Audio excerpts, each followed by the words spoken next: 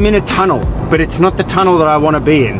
I'm currently driving from a small town called Intragna in Canton Ticino in Switzerland back to Basel.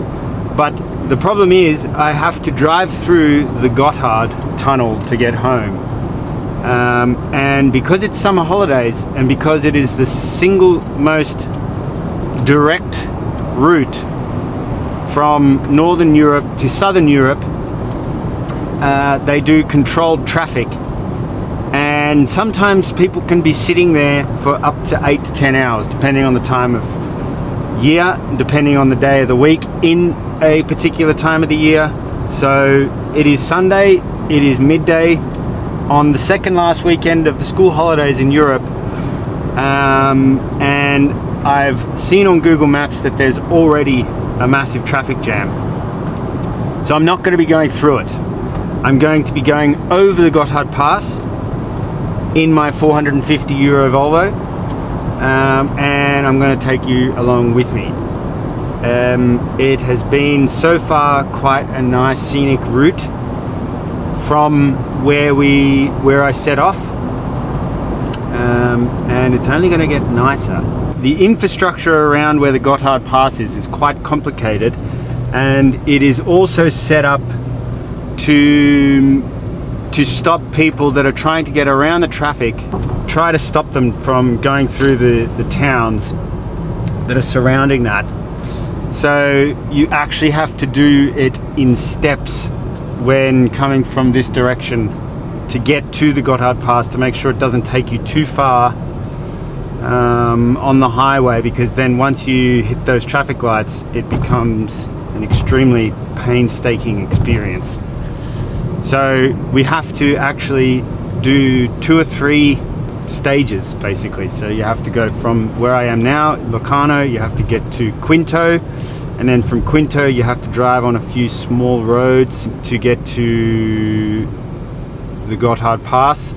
So then from Quinto it'll actually take you on the side roads and not actually on the Autobahn. You need to think about it a little bit logistically before you just put in the destination. So that's what I've done. I've got 44 minutes until I get to Quinto. So hopefully that's not a sign of the traffic, but the numbers are green, so that's a good sign.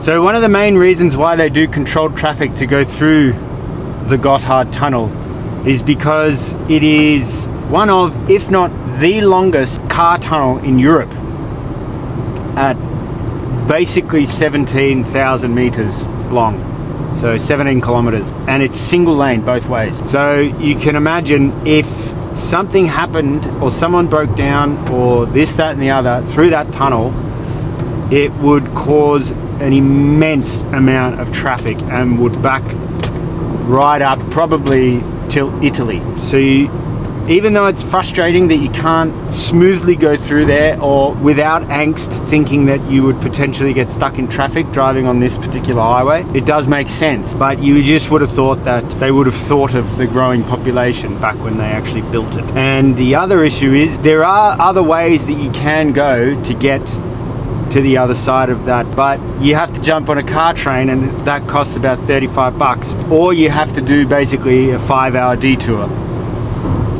So yeah, some people prefer just to rock up and wait. I can't think of anything worse than sitting in traffic on a highway with nothing to do. But yeah, that is the reason why it is such a gamble coming this way, because sometimes there's no traffic. If you go really early in the morning, you get through no problem, but it seems that the bottleneck is at midday. Basically from 9 a.m. until 3-4 p.m. If not later, is when that bottleneck happens, and it's virtually standstill on a main highway. So yeah, you can imagine 3 highway lanes going into one single lane to go through a tunnel that's 17 kilometers long. Yeah, it's not fun. And to add insult to injury, there is a petrol station or a services conveniently placed just on one side of a controlled traffic light, and it is just before the last controlled traffic light, and it is most probably the most expensive petrol station in the world, I would think. And that's no word of a lie. Like, obviously Switzerland is the most expensive country in the world, and this particular petrol station or services would be the most expensive services in Switzerland, without a doubt, because of the amount of traffic that they get through there. I mean, they get away with charging like $7-8 a coffee, and the coffee is horrible. So if you do ever come through this way and you get stuck just before the Gotthard tunnel, do yourself a favor and stock up before you get stuck or before you leave, because it is not fun. It is not a fun experience. And then to get out of the car after waiting for maybe 2-3 hours, or 1-2-3 hours at the traffic lights, they whack you with the most insane prices for food and coffee that you'll ever experience. And it really is it's a rort. So there's my warning.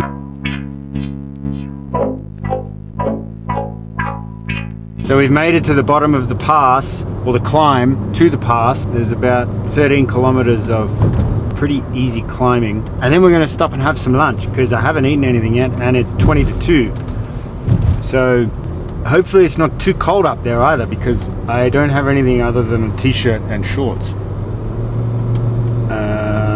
So yeah, hopefully the clouds disappear and we can have a warm lunch. Well, not a warm lunch, but air temperature warm lunch.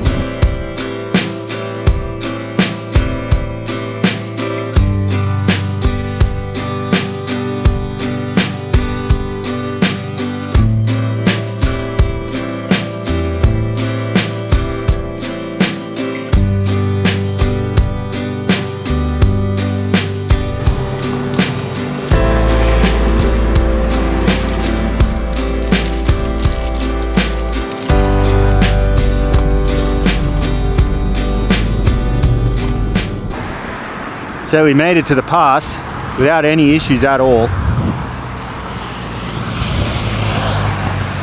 It is so unbelievably busy up here. And there's the sign in the distance.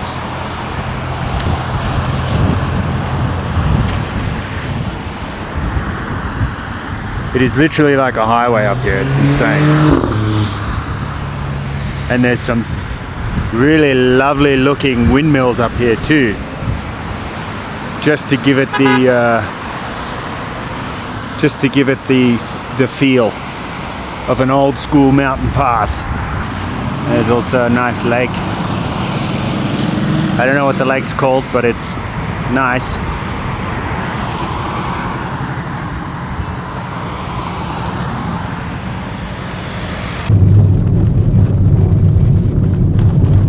So now we're heading down the old goat track, which is pebble stones or cobblestones. I'm calling them pebble stones all the time. First time coming down this road, and thank God I did, because there's an insane amount of traffic on the actual pass road, the normal pass road, and now we're stuck in traffic. This is ridiculous. Google Maps is saying 26 minutes. Ah, God. Well, at least the views are good.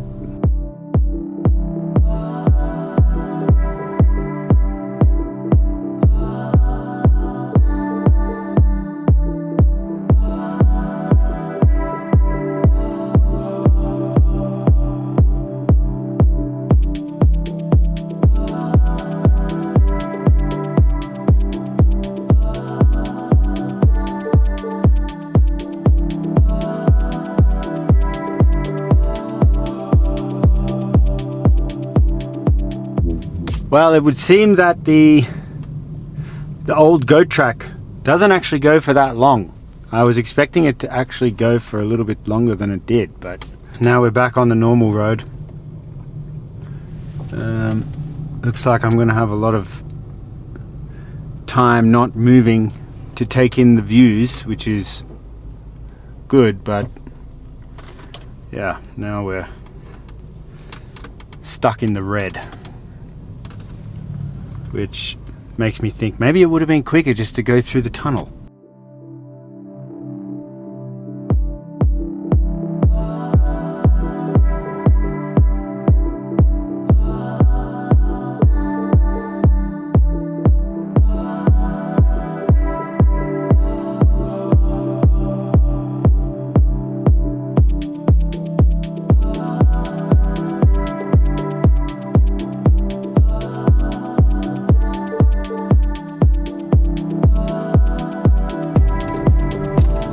Still stuck in traffic going down the mountain.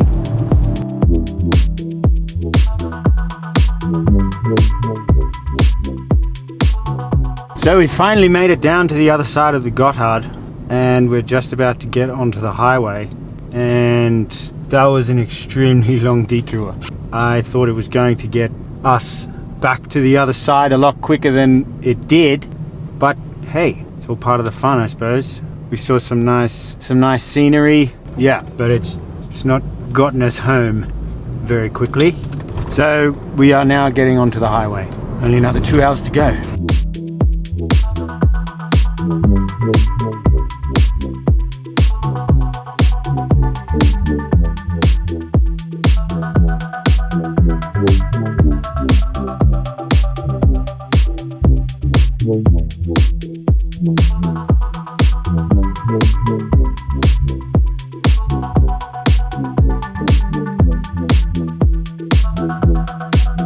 So I think now that we've dropped down and we're on the highway, I think I deserve a little bit of a break because my butt is killing me because of just basically standing on the brake pedal the whole way down that hill without moving anywhere. So that's what I'm going to do. I'm going to have a break.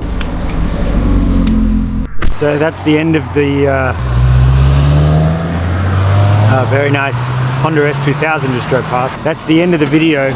We managed to get over the Gotthard Pass in one piece. It's very warm and humid here, and I am spent. So yeah, that's the end. Thanks for watching. If you like this very chaotic, slow-paced, relatively scenic drive, don't forget to subscribe to the channel and share it around to anyone you think might enjoy it themselves. Cheers.